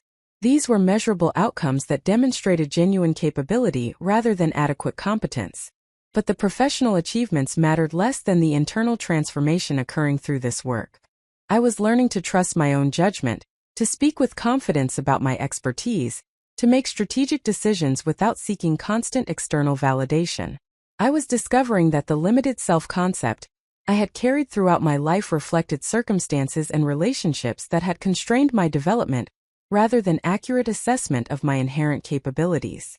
Dr. Chen's mentorship extended beyond professional development into deeper territory regarding self-worth and identity. She seemed to understand intuitively that my professional limitations reflected psychological patterns developed in response to family dynamics, and she worked to help me recognize and challenge these patterns. When I would apologize excessively for minor mistakes or discount my own contributions to successful outcomes, she would gently name what I was doing and ask me to consider where I had learned these self-diminishing habits. She shared observations about patterns she noticed in my behavior and thinking. She pointed out that I consistently attributed successes to external factors, while taking full personal responsibility for any problems or challenges. She noted that I had difficulty accepting praise and would deflect compliments by highlighting contributions from others or luck factors, rather than acknowledging my own skill and effort. She observed that I seemed to require permission to claim expertise even in areas where I had clearly demonstrated advanced capability. These observations were offered with compassion rather than criticism, but they were also direct enough that I could not easily dismiss them. Dr. Chun was holding up a mirror that reflected patterns I had developed over decades of being taught that claiming competence was inappropriate, and that recognizing my own capabilities was arrogant. She was helping me see that these patterns served no one, that they limited my effectiveness and prevented me from fully contributing the value I was capable of providing. One afternoon in late summer, nearly 8 months after I had joined Creative Foundations, Dr. Chun asked me to have coffee after work for a conversation she described as important but not work-related. We met at a quiet cafe near the office, and after initial pleasantries she began to speak about something she had been observing throughout our working relationship. She told me that she had noticed I never mentioned my parents or family of origin during the many personal conversations we had shared over the months of working together. She explained that she was not asking me to share information I wished to keep private, but that she wondered whether family dynamics might be relevant to some of the self-limiting patterns we had been working to address in professional contexts. I found myself sharing more than I had intended about the favoritism that had characterized my childhood, the text message about Emma's birthday that had precipitated my decision to establish distance, and the ongoing silence that had persisted for nearly 10 months since that decision. Dr. Chun listened with the complete attention she brought to all interactions, occasionally asking clarifying questions but mostly allowing me to speak without interruption. When I finished, she was quiet for a moment before responding with observations that demonstrated how carefully she had been listening. She noted that everything I had described about my parents' treatment reflected a pattern of systematically undermining my sense of worth and capability. She explained that children who grow up in such environments often internalize messages that they are less valuable than siblings who receive preferential treatment, and that these internalized messages continue shaping behavior and self-perception long after the individual has left the family system. She suggested that my difficulty claiming competence, my tendency to discount my own contributions, and my excessive apologizing for minor mistakes were not personality traits but rather learned behaviors developed to navigate a family system where claiming value or recognition had been implicitly discouraged.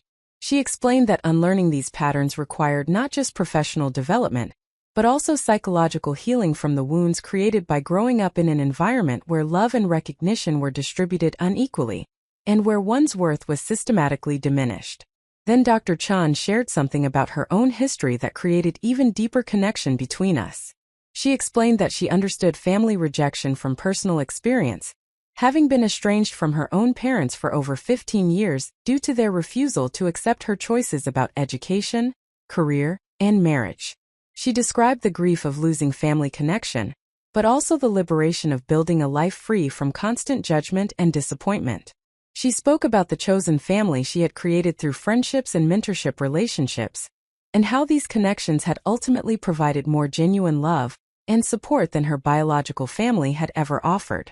She told me that she had recognized something in me from our earliest interactions, a particular combination of exceptional capability and profound self-doubt that often characterized people who had been systematically undervalued by the families that should have celebrated them. She had chosen to invest in mentoring me not out of pity, but because she understood from her own experience how transformative it could be when someone finally saw your actual potential and helped you develop it fully. Her disclosure created a shift in our relationship from mentor-mentee towards something more like chosen family. I understood that Dr. Chun was not just teaching me professional skills, but was actively working to help me heal from wounds that extended far beyond career limitations. She was providing what my parents had never provided: consistent recognition of my worth, celebration of my achievements, and genuine investment in my development and success. As autumn arrived and Emma began second grade, I reflected on the transformation that had occurred over the year since my parents' text message about birthday party absence. I had left a stable but limiting job to take on challenging work that required my full capacity. I had developed professional capabilities I had not known I possessed. I had secured hundreds of thousands of dollars in funding for an organization doing meaningful work. I had found a mentor who saw my potential and invested genuinely in helping me develop it. Most significantly, I had begun to understand that the limited self-concept I had carried throughout my life was not an accurate reflection of my inherent capabilities, but rather a distorted self-image created by decades of systematic undervaluation from people who had never wanted to see what I might become. This understanding was painful because it required acknowledging how profoundly my parents' treatment had shaped and constrained my development. But it was also liberating because it meant that I was not inherently limited.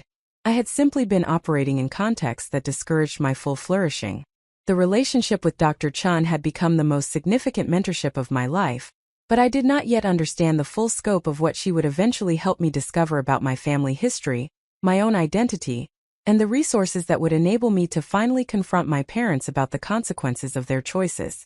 Those revelations lay ahead, hidden in sealed documents and buried secrets that would eventually surface when the time was right. What I knew in that moment was simpler but profoundly important. I had found someone who genuinely believed in my potential and was willing to invest substantial time and energy helping me develop capabilities I had been taught to hide or discount. I had found work that challenged me to operate at full capacity rather than coasting at comfortable minimum. I had found a community of colleagues and program participants who valued the contributions I made and who celebrated successes without diminishing my role in creating them. The girl who had been told through decades of differential treatment that she mattered less than her sister was learning that she possessed value independent of her parents' assessment. The woman who had been operating at 40% of her capacity was discovering what became possible when she finally allowed herself to engage fully with meaningful challenge. The transformation had begun, and there would be no returning to the limited life I had accepted before someone finally saw me accurately and helped me see myself the same way. The year following my transition to Creative Foundations marked a period of intensive professional growth that transformed not only my career trajectory, but also my fundamental understanding of what I was capable of achieving. Dear Chun had been accurate in her assessment that I had been operating at approximately 40% of capacity in my previous position. Now, challenged to engage fully with work that demanded strategic thinking, creative problem-solving, and genuine leadership, I discovered reservoirs of capability I had not known existed. The rhythm of my days shifted dramatically. I would arrive at the Creative Foundations office by 7:30 each morning, using the quiet hours before other staff arrived to work on grant proposals, donor communications, and strategic planning documents that required sustained concentration. The organization operated with a small core team of 6 full-time staff members supplemented by part-time instructors and volunteers, which meant that each person carried significant responsibility across multiple operational domains. My role as development director encompassed fundraising strategy, donor relationship management, marketing and communications oversight, partnership development, and participation in program planning discussions that shaped organizational direction. The work was demanding in ways that stretched my capabilities, while also revealing strengths I had not previously recognized. I discovered that I possessed an intuitive understanding of how to build relationships with donors, how to listen carefully to their expressed interests and values, and then articulate how Creative Foundations' mission connected to those priorities. I learned that I could synthesize complex information about program outcomes, organizational operations, and community needs into compelling narratives that motivated investment without resorting to manipulative emotional appeals or oversimplification. The grant writing that had initially intimidated me became a domain where I developed genuine expertise. I began to understand the specific conventions and expectations that characterize successful proposals for different types of funders. Corporate foundations valued measurable outcomes and clear alignment between their business interests and nonprofit missions. Family foundations often prioritize personal connection to issue areas and evidence of organizational sustainability beyond grant funding periods. Government grants require meticulous attention to compliance requirements and demonstrated capacity to manage complex reporting obligations. Dr. Chun taught me to approach each funding opportunity strategically, analyzing not just whether our programs aligned with stated priorities, but also whether the funder's decision-making culture and values matched our organizational approach. She explained that pursuing funding from sources that were not genuinely compatible with our mission often resulted in either rejection or worse, acceptance that came with conditions or expectations that would distort our work in problematic ways. This strategic selectivity meant we applied for fewer opportunities than we might have pursued otherwise, but our success rate was significantly higher because we invested time only in proposals where genuine alignment existed. Within the first year of my full-time role, I had written 23 grant proposals and secured funding from 17 of them. The acceptance rate of 74% far exceeded typical nonprofit development benchmarks, which generally ranged between 30 and 50% for organizations our size.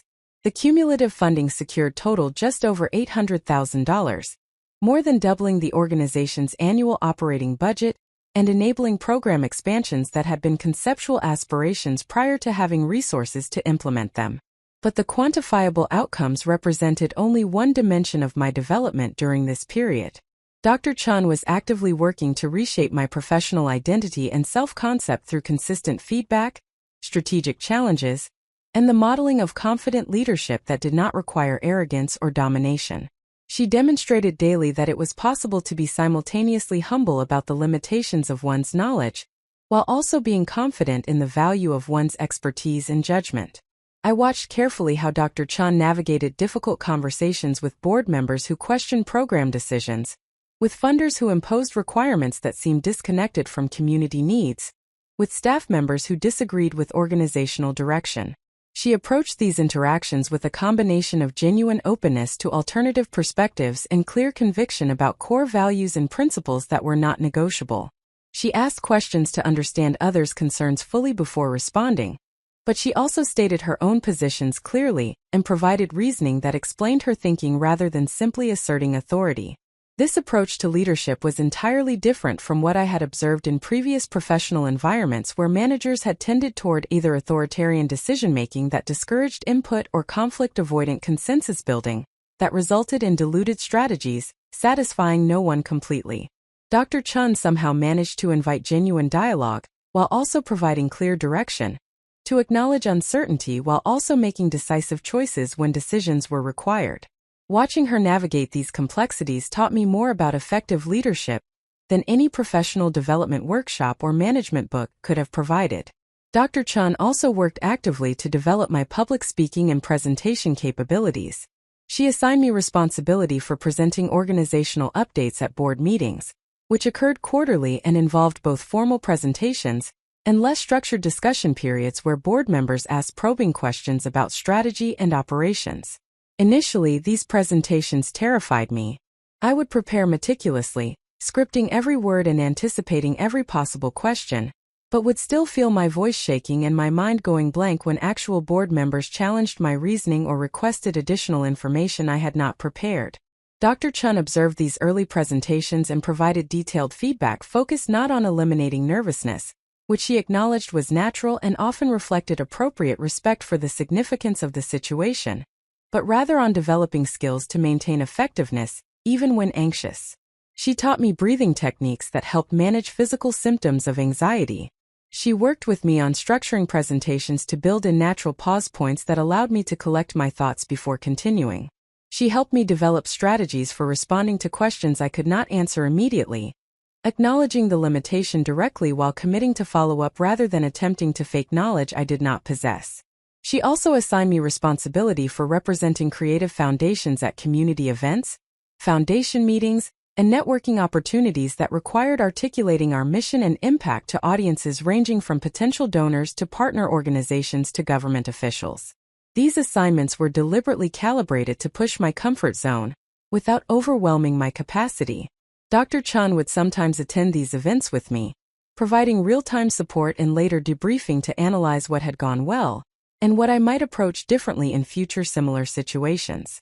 Through this intensive practice with consistent feedback, my presentation skills developed rapidly. By the end of my first year in the role, I could stand before a room of 50 people and speak compellingly about Creative Foundation's work without excessive anxiety or self-consciousness. I had learned to connect with audiences by sharing specific stories about individual children whose lives had been impacted by our programs, rather than reciting abstract statistics about enrollment numbers or demographic data. I had developed the confidence to answer questions directly and honestly, acknowledging uncertainty when appropriate rather than attempting to project false omniscience. The donor cultivation work provided another domain for intensive skill development. Dr. Chun taught me that successful fundraising was fundamentally about relationship building, rather than transactional solicitation. She explained that donors who gave from genuine connection to mission and trust in organizational leadership were far more likely to provide sustained support over time, compared to donors who responded to one-time appeals without developing deeper engagement with the organization. This philosophy shaped our entire development strategy. Rather than focusing primarily on broad appeals to large numbers of potential small donors, we invested significant time cultivating relationships with individuals and institutions capable of making major gifts that would substantially impact organizational capacity. This approach required patience and sophisticated relationship management that balanced genuine interest in donors as human beings with clear communication about organizational needs and funding opportunities. Dr. Chun modeled this approach in her own donor relationships and then created opportunities for me to develop similar capabilities. She would invite me to join donor meetings as an observer initially, allowing me to watch how she navigated conversations that moved naturally between personal topics and organizational business without feeling forced or manipulative. She demonstrated how to ask questions that revealed donors' genuine interests and values, rather than making assumptions about what motivated their philanthropic choices. She showed how to present funding opportunities in ways that connected to those expressed interests, rather than using generic appeals that could have applied to any organization. After I had observed numerous such interactions, Dr. Chun began assigning me primary relationship management responsibility for specific donors, starting with individuals who had already demonstrated commitment to creative foundations and were likely to be receptive to deepening their involvement. She would debrief with me after each interaction, asking me to reflect on what had gone well and what I might have approached differently, providing her own observations but always framing them as additional perspectives rather than corrections of my inadequate performance. Through this methodical development process, I gradually internalized the skills and mindset required for effective donor cultivation. I learned to approach these relationships with genuine curiosity about the individuals involved rather than viewing them primarily as funding sources. I developed the ability to articulate Creative Foundation's mission and impact in ways that connected to diverse interests and values, rather than relying on single scripted narrative that might resonate with some people, but not others. I became comfortable making direct requests for financial support, while also accepting rejection gracefully when donors chose to direct their resources elsewhere.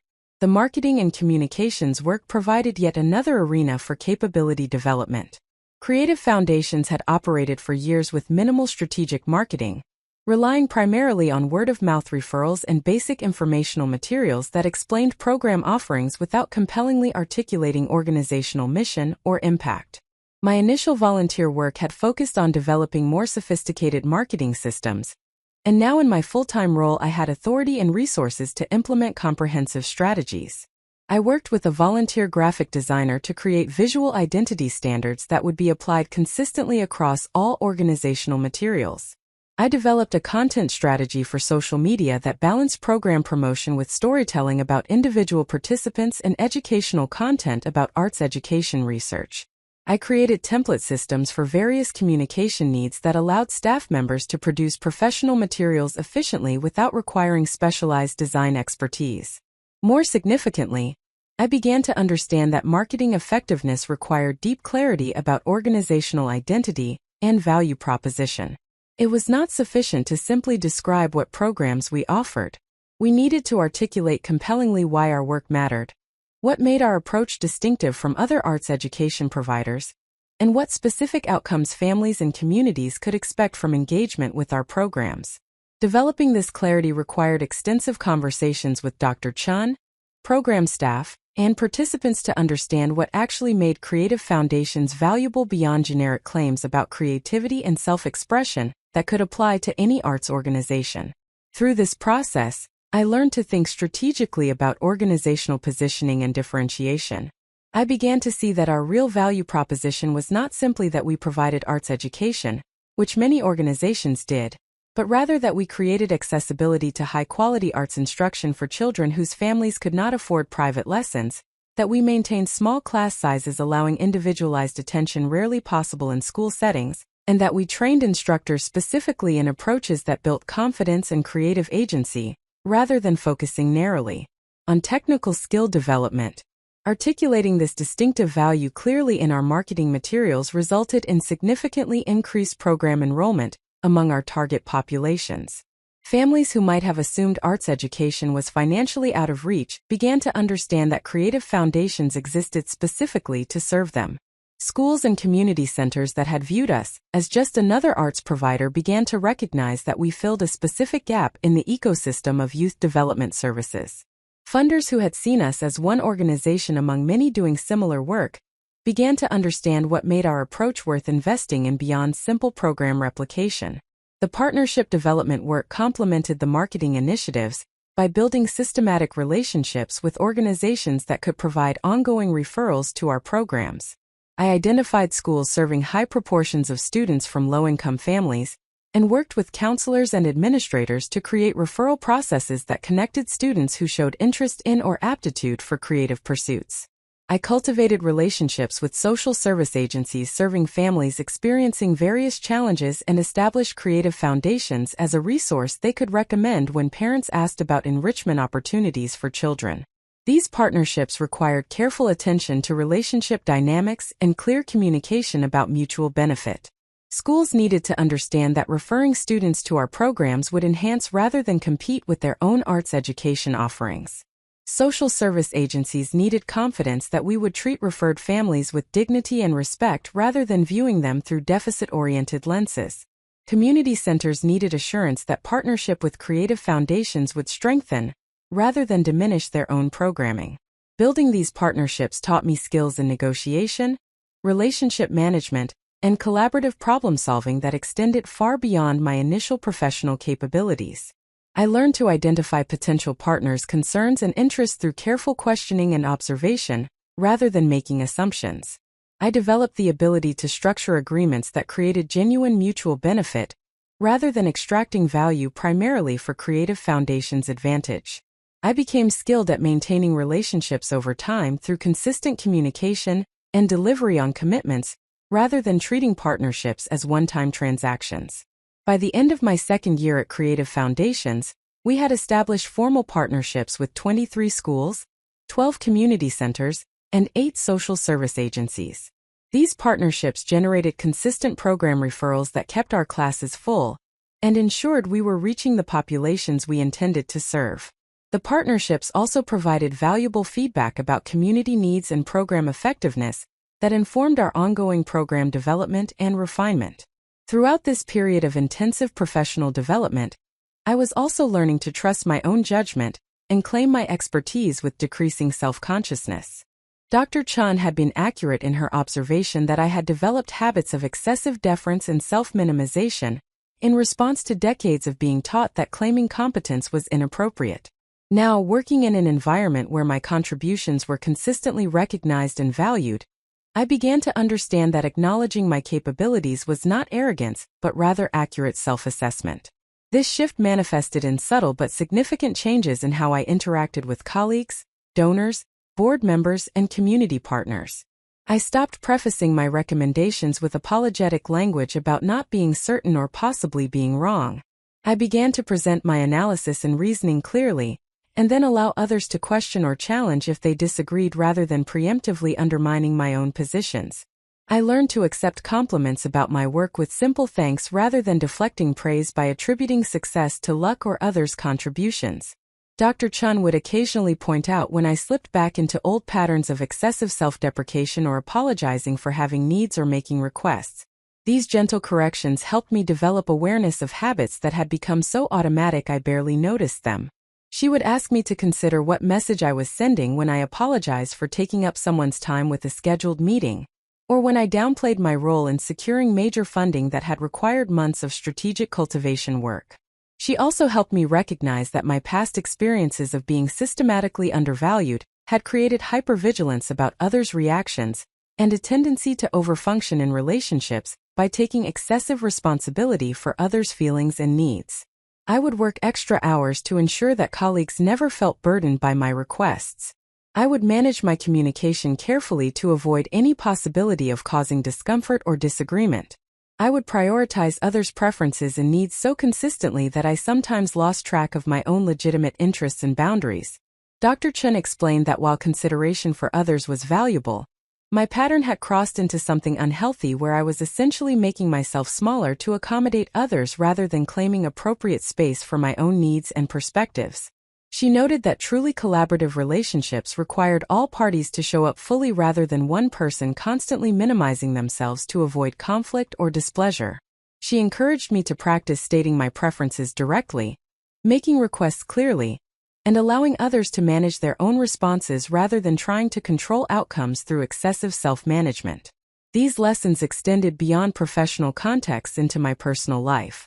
I began to notice how much energy I spent managing Marcus's and Emma's emotional experiences, trying to anticipate and prevent any possible discomfort or disappointment they might feel. I recognized that my parenting approach with Emma sometimes involved protecting her from challenges or disappointments, rather than teaching her to navigate difficulties with resilience.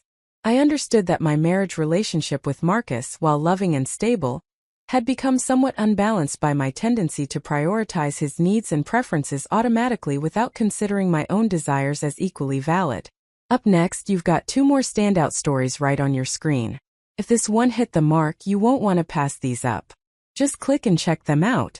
And don't forget to subscribe and turn on the notification bell, so you don't miss any upload from us.